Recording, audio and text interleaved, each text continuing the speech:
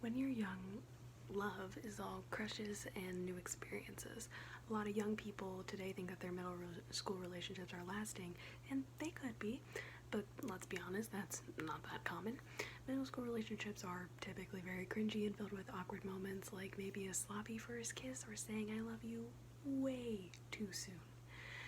I met a boy in middle school, and I really liked him, and he liked me too.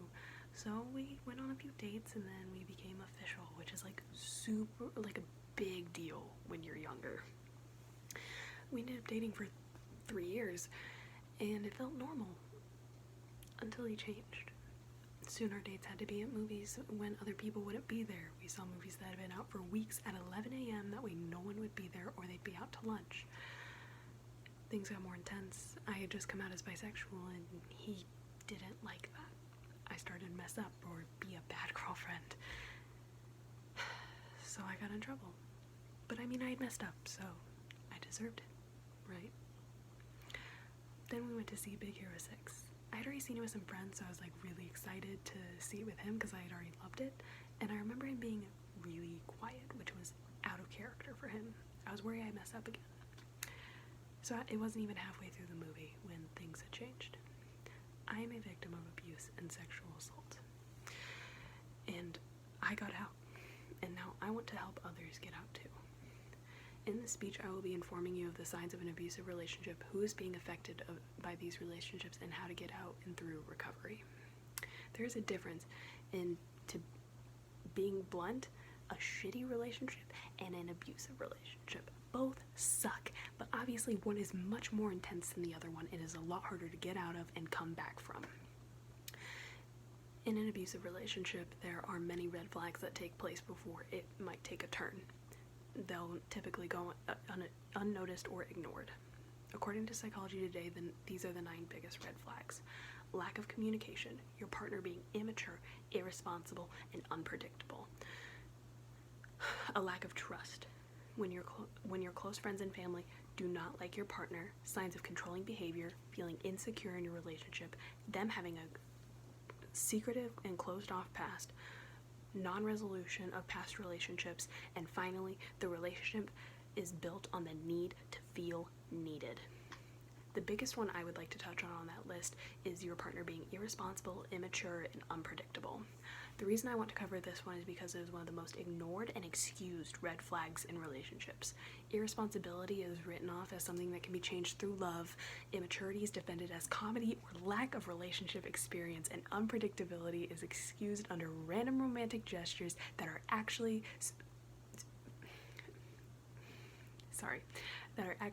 just events that are being used to gain your full attention back when they feel like you don't need them anymore.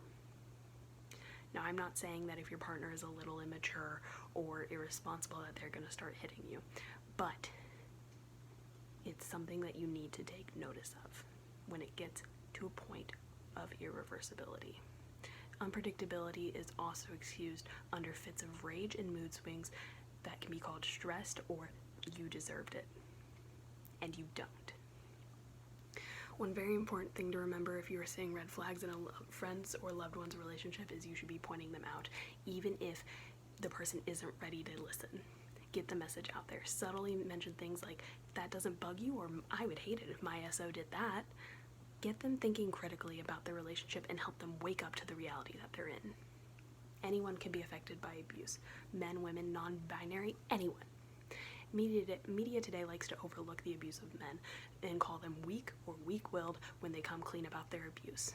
The fact of the matter, though, is anyone can be abusive and anyone can be abused. Being abusive is a choice, and if you choose to put someone through that, you are the weak one, not them. According to the National Coalition Against Domestic Violence, nearly 20 people are physically abused by their intimate partner every minute in the U.S. 1 in 4 women and 1 in 9 men will be physically abused by their partner, and finally 1 in 10 women have been raped by their partner, and 1 in 71 men have been raped in their lifetime. These stats show that it could be anyone, and it is our responsibility to keep people safe. If you see something fishy or off-putting happening with a couple in public, say something or report it, and don't let them go home to a dangerous life. And make sure no one ever feels alone.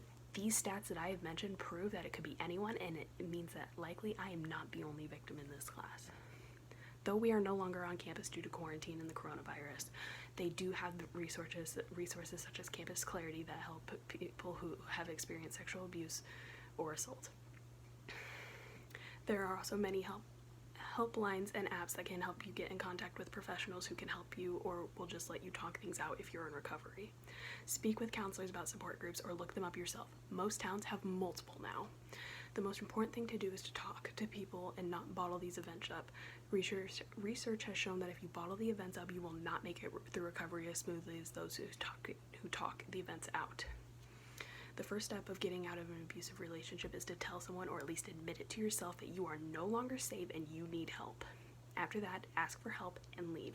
Get out of the house if you live with them. Break up with them if you feel safe enough to. Just protect yourself. Get a restraining order if they won't leave you alone.